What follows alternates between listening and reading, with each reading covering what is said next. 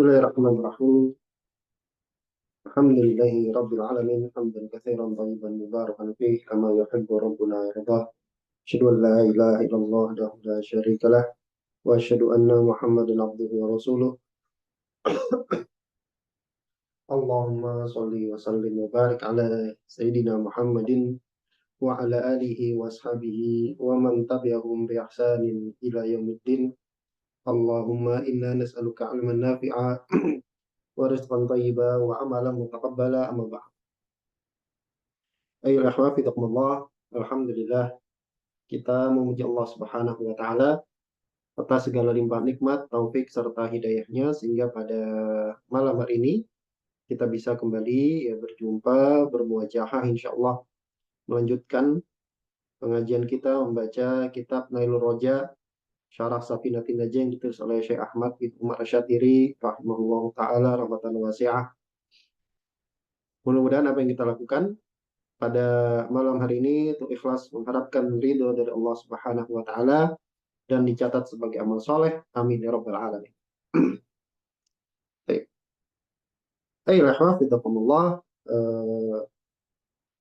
Pada pertemuan yang sebelumnya kita sudah membahas tentang sunnah-sunnah abad di dalam sholat.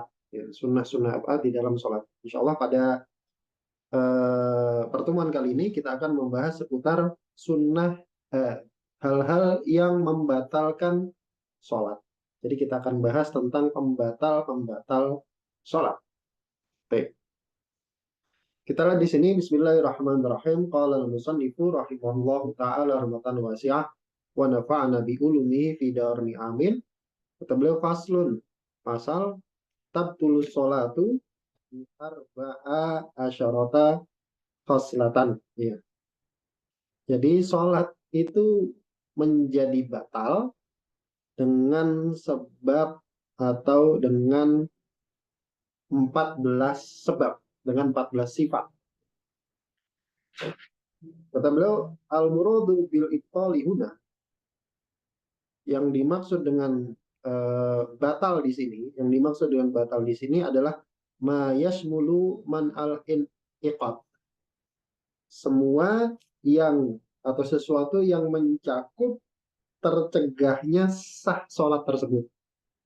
Jadi batal di sini itu ada dua makna. Ada dua makna. Yang pertama, batal di tengah-tengah sholat. Artinya kalau ada orang melakukan salah satu dari hal tersebut, maka sholatnya jadi batal. Yang kedua, yang disebut dengan batal sholat atau ibtal di sini itu mencakup sesuatu yang menghalangi dari sahnya sholat. Artinya dari awal sholatnya nggak sah sama sekali. Bukan batal tapi nggak sah sama sekali. Itu juga disebut batal. Begitu ya. Kata beliau, wal makna dan maknanya anna sholata fardon kanat au naflan. Bahwasanya sholat, baik dia sholatnya fardu, sholat wajib ataupun sholat sunnah, itu tafsudu bihusuli wahidatin min arba'asyarata khoslatan asna'aha. Yaitu menjadi batal, menjadi rusak. Tafsudu itu tabtul, maksudnya batal. Bihusuli wahidatin, dengan sebab terwujudnya atau terhasilkannya salah satu min arba'a asyarata khoslatan, dari 14 perkara atau 14 sifat asna'ah di tengah-tengah sholat tersebut. Wala tanaqidu, dan nggak sah, ya, wala tanaqidu, dan nggak sah in qaranat ibtida'ah, kalau sifat-sifat tadi, khoslah tadi, itu membarengi dari awal sholat. Jadi kalau dia dari awal sholat dia ada, maka sholatnya sama sekali nggak sah, bukan batal. Kalau muncul di tengah-tengah, sholatnya batal. Tapi hasilnya sama, dia wajib pulang sholatnya gitu ya. Kemudian kata beliau, wakas sholati bidzalik, dan yang hukumnya sama kayak sholat. Berarti satu hukum sama sholat. Berarti ini tidak dihukumi sebagai sholat. Tidak disematkan kepadanya makna atau nama sholat. Tapi hukumnya sama kayak sholat. dihukumi sama kayak sholat. Itu apa? Sajadat tilawati wa syukri. Dua sujud, yaitu sujud tilawah dan sujud syukur. Ingat, sujud tilawah dan sujud syukur itu syarat sahnya sama kayak sholat. Harus bersih dari hadas, suci dari hadas kecil maupun hadas besar, harus nutup aurat, harus menghadap kiblat, dan ada tata caranya. Begitu ya. Makanya, sujud tilawah dan sujud syukur itu bisa batal kayak sholat. Bisa batal kayak sholat. Jadi sujud syukur itu bukan, oh yang penting saya bersyukur kemudian sujud. Oke, itu bisa disebut sujud syukur, tapi tidak dapat pahala sujud syukur. Disebut sujud syukur itu indah Syafi'iyah begitu, itu ada syaratnya, ada syarat sahnya, ada rukunnya begitu ya, sebagaimana sholat. Kemudian wasolatul janazati, dan yang dihukumi seperti sholat adalah sholat jenazah. Ini sebagian ulama Syafi'iyah mengatakan sholat jenazah itu tidak disebut sebagai sholat. Kenapa? Karena nggak ada rukuk dan sujudnya. Gitu. Kemudian apa saja 14 hal tersebut? Yang pertama yang disebut oleh penulis adalah bil hadati, karena sebab hadas. Karena sebab hadas. Apa sih hadas? Sudah pernah kita bahas. Bedanya hadas sama najis. Bedanya hadas sama najis itu pernah kita bahas. Hadas itu sesuatu yang maknawi. Sedangkan najis itu sesuatu yang bisa diindra atau hissi. Ya, karena hadas itu maknawi, maka cara menghilangkannya pun nggak nyambung gitu. Beda sama najis. Kalau najis itu karena dia fisik atau hissi, maka cara membersihkannya nyambung. Nyambung tuh maksudnya kalau ada orang berhadas, kan orang berhadas itu kan kentut gitu kan. Misalkan kentut, kentut itu hadas. Atau menyentuh perempuan yang bukan mahram. Indah Syafi'iyah begitu. Orang kentut deh, orang kentut. Orang kentut itu kan yang kentut bokong begitu ya. Tapi kan yang disuruh adalah wudhu ya. Kenapa? Karena memang hadas itu maknawi. Hadas itu sesuatu yang maknawi, bukan sesuatu yang hissi. Makanya cara membersihkannya, cara mengangkatnya itu nggak fisik. Gitu. Beda sama najis. Kalau najis dia hissi. Orang kena najis, kena misalkan nginjak begitu ya, nginjak tai kucing misalkan, dia suruh bersihin tai kucing, nggak disuruh wudhu. Gitu. Karena najis itu sesuatu yang hissi alias fisik. Nah, kembali ke sini, hadas ini membatalkan sholat. Kata beliau maknanya anna sholat tetap dulu bil hadasi asgorokana au akbaro. Bahwasanya sholat itu jadi batal gara-gara hadas. Entah hadasnya kecil ataupun besar. Hadas kecil ataupun hadas besar itu membatalkan sholat. Yang membatalkan sholat. Walau sahwan. Meskipun sahwan lupa. Meskipun lupa, maka batal sholat. Lupa tuh maksudnya gimana? Misalkan di rokaat pertama, dia kentut misalkan. Terus lupa. Lupa kentut. Ingat di rokaat ketiga, batal kayak batal. Gitu. Kemudian, walau min fakidit tohuro ini. Dan sholat itu jadi batal gara-gara hadas, meskipun itu dari orang yang fakidut tohuroin. Orang yang kehilangan dua alat bersuci. Orang yang kehilangan dua alat bersuci itu tidak mendapati air dan debu. Air untuk wudhu atau mandi dan debu untuk tayamum. Lalu gimana tuh orang yang tidak dapat debu dan tidak dapat air? Menurut para ulama, orang yang tidak dapat air dan tidak dapat debu untuk tayamum, maka dia sholat sebagaimana adanya. Sholat sebagaimana adanya. Yaitu yang disebut dengan sholat lihurmatil wakti. Itu gimana gambarannya orang yang tidak dapat dua alat bersuci? Kalau zaman dulu mungkin ya. Zaman dulu itu bisa bentuknya begini. Orang yang ditahan gitu ya, di penjara, kemudian dikerangkeng di apa namanya, penjara yang digantung gitu, kandang gitu. Orangnya dikandangin terus dikerek digantung. Itu zaman dulu banyak ya hukuman kayak gitu. Kalau teman-teman pernah lihat apa, pernah lihat film-film gitu ya, itu ada yang hukumannya kayak gitu kan, di zaman-zaman kerajaan. Nah orang kayak gitu itu dulu gimana wudhunya gitu. Kalau mau sholat gimana? Maka sholat sebagaimana adanya, tanpa wudhu dan tanpa tayamum. Karena dia nggak bisa tayamum, mau tayamum gimana gitu kan? Atau kalau zaman sekarang itu orang kemarin yang sering saya gambarkan yaitu eh, tenaga medis waktu zaman COVID.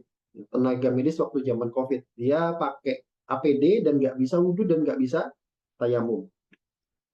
Nah, orang yang kayak gini gimana sholatnya? Sholat sebagaimana adanya. Ini sering saya jelaskan ya, sholat sebagaimana adanya, tapi nanti wajib ulang sholat.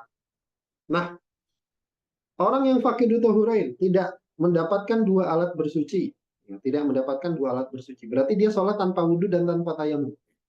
Kok di tengah-tengah sholatnya dia kentut misalkan? Batal nggak sholatnya? Jawabannya batal. Jawabannya batal. Terus gimana? Apakah dia wudhu lagi? Kan nggak bisa wudhu. Ya udah sholat lagi. Jadi sholat lagi. Kemudian kata beliau, auda imil hadasi ghaira hadasihi ad-daimi. Dan membatalkan sholat juga hadas itu bagi orang yang daimul hadas tapi ghairi hadasihi ad-daim. Tapi hadasnya bukan hadas yang daim. Daimul hadas itu gimana sih? Ada yang tahu nggak? Daimul hadas itu orang yang terkena penyakit hadas terus-menerus. Kalau bahasa kita mungkin ada orang kena penyakit diabetes gitu ya. Kalau bahasa kita beser gitu. Kencing terus, kencingnya nggak bisa dikendalikan. Kencingnya nggak bisa dikendalikan, kemudian jadi pipis terus. Biasanya orang yang kena penyakit diabetes kayak gitu, yang sudah tua dan seterusnya. Nah, orang yang daimul hadas, gimana sholatnya? Sudah pernah kita bahas ya. Orang yang daimul hadas itu dia tidak boleh wudhu, tidak boleh taharah kecuali sudah masuk waktu sholat. Kecuali sudah masuk waktu sholat. Kalau dia taharahnya sebelum masuk waktu sholat maka nggak sah. Harus diulang, harus diulang. Jadi mulai taharahnya setelah masuk waktu sholat. Maka ketika orang yang daimul hadas ini berhadas terus-menerus masuk waktu sholat, maka dia harus cebok gitu. Dia harus cebok karena misalkan daimul hadasnya kencing dia, misalkan kencing. Nah, orang yang beser, kena penyakit beser, maka dia harus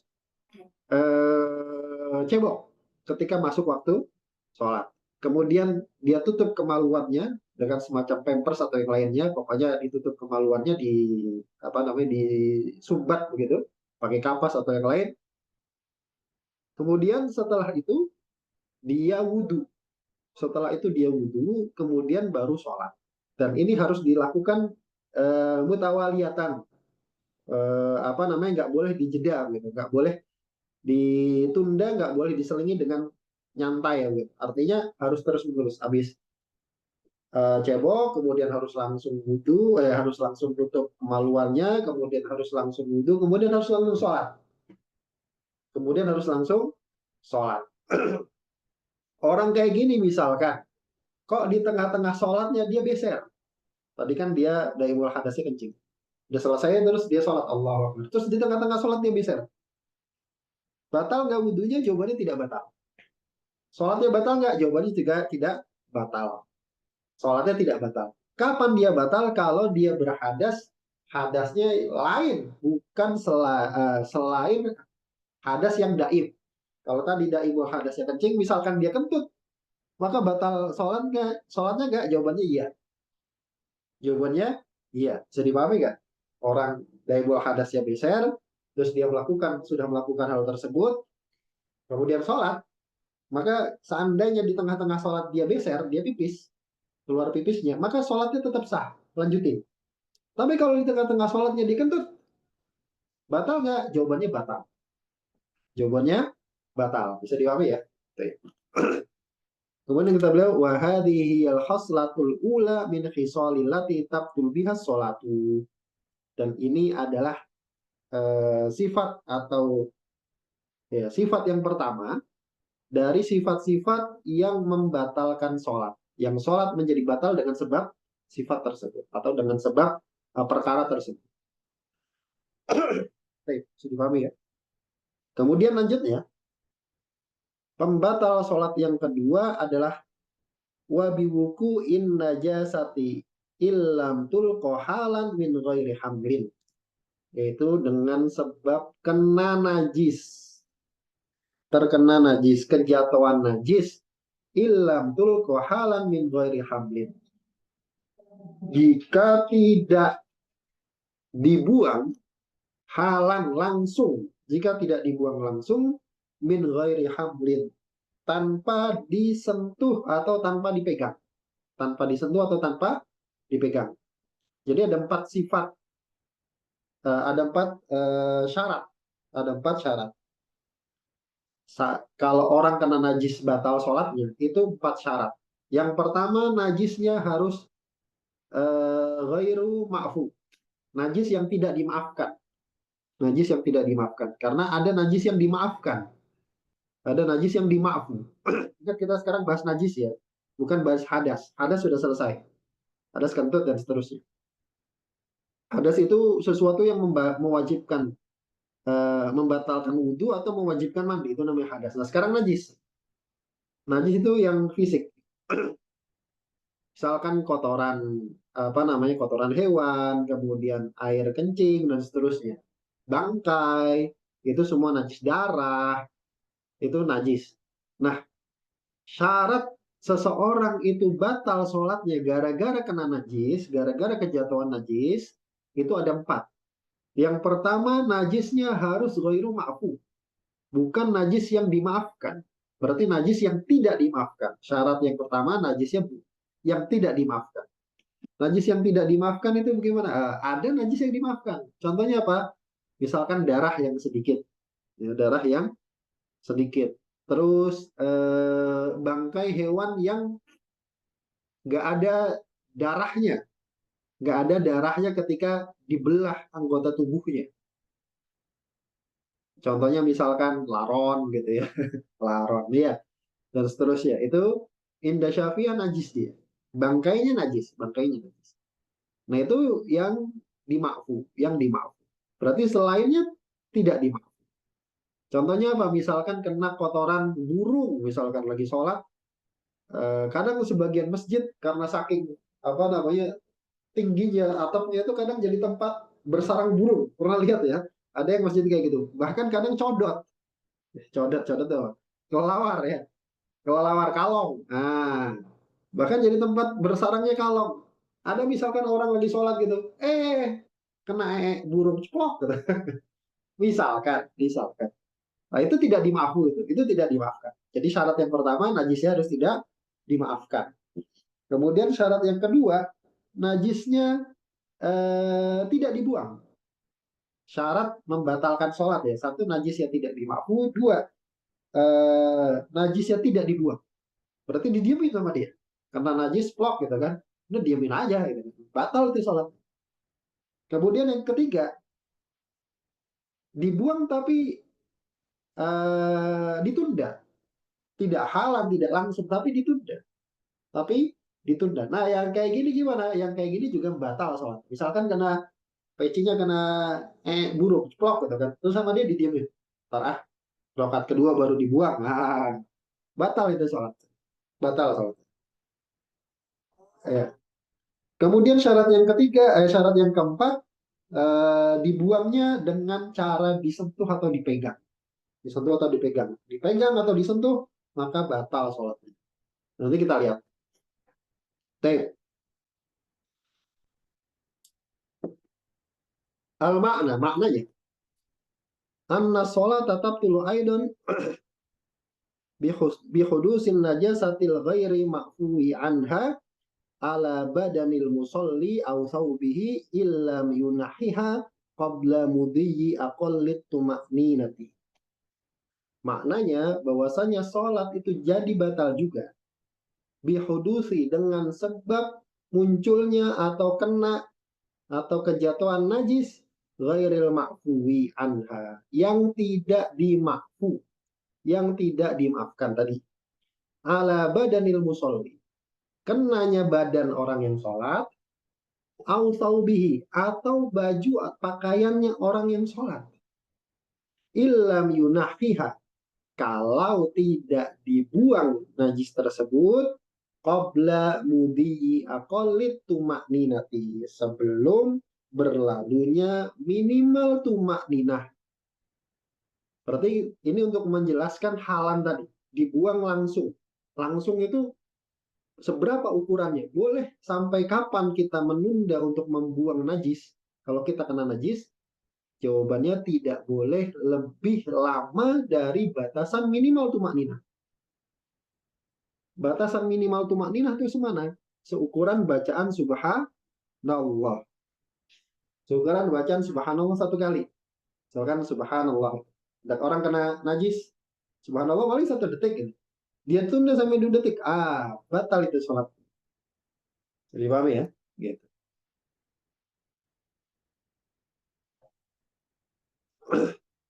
Kemudian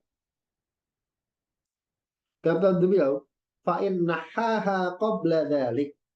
Kalau dia buang najis tersebut qabla dzalik, sebelum berlalu minimal tumakninah, berarti langsung dibuang. Kanat ya bisa kan. Contohnya kalau najisnya kering. Kalau najisnya kering. Ini contoh ya, contoh.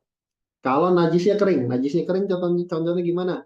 Misalkan kena bangkai burung misalkan. Ya bisa aja kan itu kan burung emprit kecil gitu kan. Lagi sholat atau kena bangkai kalong.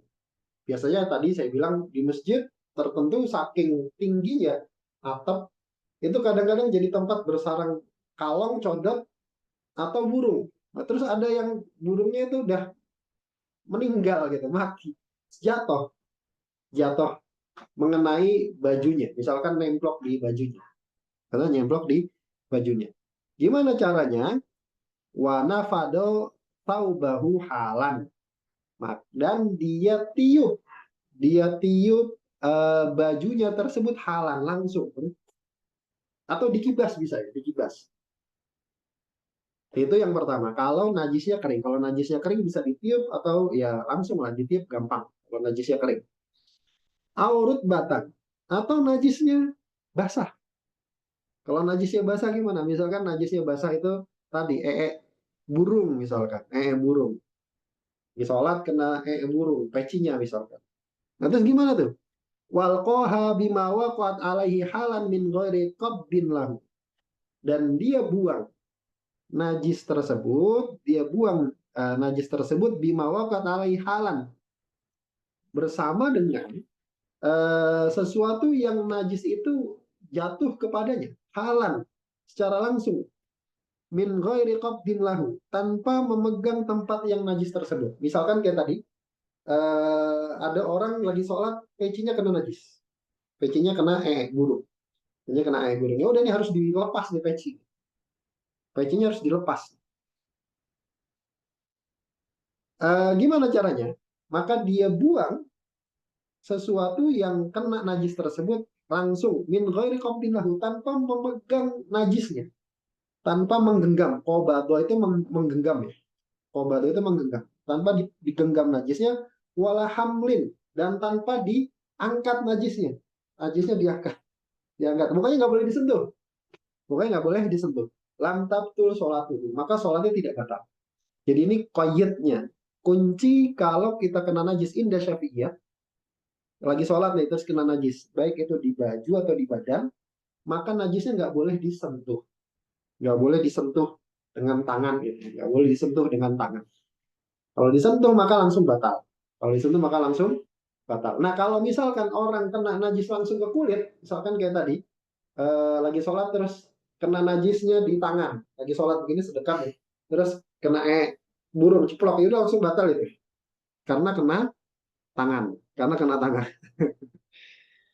Lam tabtul sholatuhu, maka tidak batal sholatnya. Maka tidak batal sholatnya. Kalau kena baju, kemudian dibuang tanpa disentuh. Kemudian kata beliau, jadi paham ya? falau nahaha biyadi. Sekarang kalau dibuangnya yang membatalkan kayak gimana? Kata beliau falau nahaha biyadi. Kalau dia buang dengan tangannya berarti dipegang, dipegang. Au biudin fiha, atau dengan kayu yang ada najisnya, yang ada najisnya. Ini memang Syafi'iyah agak ketat ya soal najisnya. Misalkan nih ada orang megang, kemudian megang pakai kayu, kemudian najisnya diginin pakai kayu, diginin pakai kayu, maka itu tetap membatalkan sholat. Kenapa? Karena di dalam madhab Syafi'i ada kasus begini. Kalau ada orang sholat, kalau ada orang sholat, kemudian dia memegang tali kekang, memegang tali, yang di ujung tali tersebut ada anjing. Misalkan dia punya anjing, kemudian dia sholat. Kalau dia lepas, maka misalkan anjing penjaga atau misalkan polisi atau yang lainnya gitu ya. Pokoknya gambaran begitu. Dia sholat sambil megang tali kekang anjing. Anjingnya ada di ujung. Dia pegang begini. Maka sholatnya nggak sah. Maka sholatnya nggak sah. Kenapa? Karena dia memegang sesuatu yang bersambung dengan najis. Karena dia memegang sesuatu yang bersambung dengan najis. Maka kalau begitu, kalau ada orang sholat, gitu, kemudian di bajunya kena najis, vlog gitu kan, kena najis. Kemudian dia singkirkan pakai kayu, dipegang begini pakai kayu, set gitu. Pokoknya ada alat, kemudian disingkirkan begini, disingkirkan begini. Maka itu juga membatalkan. Kenapa? Karena dia dianggap memegang, dianggap memegang najis tersebut. Awwadu ayadahu alal maudiin najisi mimma waqat alaihi, atau dia meletakkan tangannya di atas tempat najisnya, yang mana najis itu jatuh ke situ, maka batalat sholat, maka sholatnya batal, maka sholatnya batal. Nah, ini agak-agak repot. Nah, pokoknya kuncinya kalau antum kena najis lagi sholat, kalau di dalam adab sih, pokoknya intinya jangan dipegang. Bisa dengan dikibas, gitu, dikibas, blok-blok gitu, ditiup. Pokoknya jangan disentuh. Pokoknya jangan disentuh. Udah itu kuncinya begitu. Jangan disentuh. Kalau disentuh batal. Kalau disentuh batal. Jadi harus ditiup atau dikibas. Ditiup atau dikibas. Dikibas tau ya, dikebut-kebut, dikebut-kebut. Ya dikibas lah gitu. Nah itu eh, cara menghilangkan najis kalau lagi sholat. Kalau lagi sholat. Dipahami? Kemudian kita beliau wahadihi hiyal khoslatus saniyatu minal khisalil lati tabtilu biha sholat. Kalau najisnya basah dan terkena celana, teh ya begini. Eh, kalau dia apa namanya najisnya basah dan terkena celana, maka ya harus dibersihkan gitu. Harus. Kalau bisa dibuang tadi, kalau bisa dibuang, maka dibuang. Tapi kalau nggak bisa, maka harus dibersihkan. Berarti gimana? Ya sudah batalkan sholatnya, kemudian dia bersihkan di luar masjid. Jadi ada kasus begini. Di kitab yang lain, di Kashfut Huja, itu disebutkan kalau kita lagi sholat di masjid, kalau kita lagi sholat di masjid, kemudian kena najis. Ini nggak disebutin di sini, tapi disebutin di kitab lain, di Syarah Safinah yang lain, di Kashfut Huja. Kalau ada orang lagi sholat, kemudian di masjid, kemudian kena najis. Kalau najisnya kering, boleh dia buang, boleh dia buang. Di masjid ya, di masjid. Kalau najisnya basah, maka nggak boleh dia buang, haram dia buang. Dia harus batalkan sholatnya, kemudian keluar, kemudian bersihin di luar. Loh kenapa? Karena mengotori najis itu haram. Mengotori najis itu haram, apalagi sengaja gitu. Apalagi sengaja, itu haram. Mengotori najis itu haram ya. Dan itu sesuatu yang sangat apa namanya? Mengotori itu maksudnya bikin najis gitu. Bikin najis masjid itu haram. Bikin najis itu masjid itu haram. Makanya gimana kalau ada orang kayak gitu, dia harus keluar, kemudian dia bersihkan di luar. Dia bersihkan di luar. Sudah paham ya? Kalau najisnya kering boleh dia apa namanya dia buang dulu najisnya, kemudian dia angkat najisnya setelah selesai sholat. Karena najisnya kering. Karena najisnya kering, nggak mulawis, nggak belepetan. Kalau najisnya basah kan kalau dilempar gitu kan belepetan. Nah, itu haram, nggak boleh. Terus gimana? Ya udah dia batalin sholatnya, dia keluar masjid, dia bersih dulu. Coba ya, begitu. Tape. Itu yang nomor dua. Kemudian yang nomor tiga yang membatalkan sholat adalah bin kisyafil aurati illam tustar halan, yaitu dengan ya, tersingkapnya aurat, ya, dengan tersingkapnya aurat illam tustar halan, kalau tidak ditutup langsung, kalau tidak ditutup langsung. Kita lihat al maknanya ini terakhir mungkin ya untuk malam ini. Anna sholat tatap tulu aidon bin kisyafi syai'in mimma yajibu satruhu lisihatiha.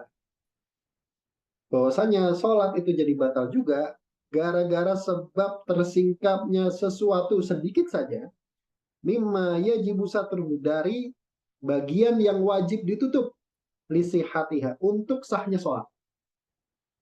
Jadi auratnya laki-laki semana, auratnya perempuan semana, kan kita udah belajar tuh. Auratnya laki-laki di dalam sholat ataupun di luar sholat mutlakon yang wajib ditutup supaya sah, yang wajib ditutup ya supaya sah adalah antara pusar sampai lutut, antara pusar sampai lutut. Auratnya perempuan merdeka di dalam sholat yang wajib ditutup adalah seluruh badannya kecuali wajah dan telapak tangan. Telapak tangan berarti telapak tangan itu sampai ku. Sampai ku itu adalah tulang yang menonjol yang sejajar dengan jempol, yang sejajar dengan jempol. Jadi ada tulang yang sejajar sama jempol, ini namanya ku. Berarti kalau kelihatan sini nih, kelihatan nggak? Kelihatan sini nih, nah ini batal nih, ini batal nih. Batal sholat. Ya. Begitu juga wajah. Kalau perempuan wajah itu di bawah dagu, ini bukan wajah. Bagian wajah itu cuma sampai dagu, cuma sampai dagu. Bagian bawah dagu, lak-lakan, lak-lakan. Ya inilah apa sih bahasa Indonesianya? Ya ini bukan wajah, berarti ini aurat. Kalau ada perempuan kok sholat mukenanya begini, lak-lakannya kelihatan, itu nggak sah sholat. Itu nggak sah sholat. Nah, kalau bagian itu terbuka, maka batal sholat.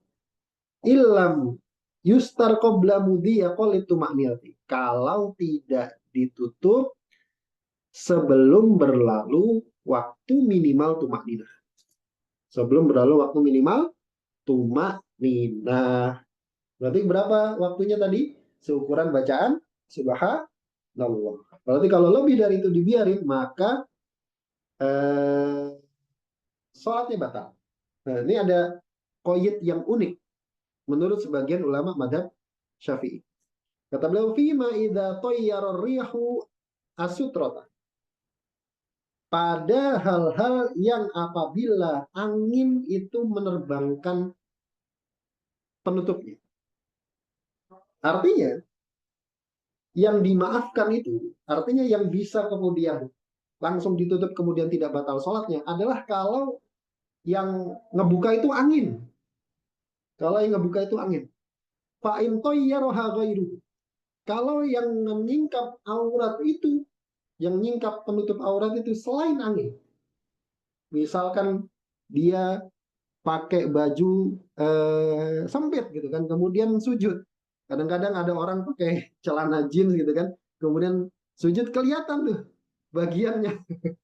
Kadang aduh ngelihatnya kan gitu kan. Kalau yang menyingkap itu selain angin, maka batal salat. Maka batal salatnya. In sutiro halal, meskipun ditutup ketika itu. Jadi yang dimaafkan itu kalau yang buka angin. Meskipun ini khilaf ya inda Syafi'iyah. Apakah selain angin itu tetap dianggap? Apakah selain angin itu tetap dianggap? Tapi yang dimuktamadkan oleh penulis kitab ini bahwasanya selain angin itu tidak dianggap. Misalkan diangkat sama anak ya lagi sholat gitu kan, anaknya menyingkap sarung bapaknya di. Nah itu menurut sebagian Syafi'i itu batal, batal. Meskipun langsung ditutup. Yang dianggap itu kalau angin. Apalagi kalau yang nyingkap itu dia sendiri lagi sholat, sujud, kemudian gara-gara celananya sempit, kemudian bajunya keangkat. Nah itu batal itu. Nah itu batal. In sutiro halat. Meskipun ditutup langsung. Jadi kalau sholat jangan pakai baju yang sempit ya. Kemudian kata yang terakhir wahadihi al-haslatu satu minal khisal lillati tabtul biha sholat. Ini adalah sifat yang ketiga yang mana membatalkan sholat. Yang mana sholat jadi batal dengan sifat tersebut. Gitu. Wallahu ta'ala alam bisawab. Insyaallah kita lanjutkan di temuan berikutnya ya. Masih banyak ya, masih banyak ya. Cukup. Mudah-mudahan yang sedikit ada manfaatnya, yang benar tentang dari Allah Subhanahu wa taala dan Rasulnya, dan yang salah dari saya pribadi dan dari syaitan dan sebagainya. Tertutup dengan baca doa kafaratul majelis. Bismillahirrahmanirrahim. Subhanakallahumma bihamdika asyhadu an la ilaha illa anta astaghfiruka wa atubu ilaik. Assalamualaikum warahmatullahi wabarakatuh. Jazakallahu khairan. Waalaikumsalam warahmatullahi wabarakatuh.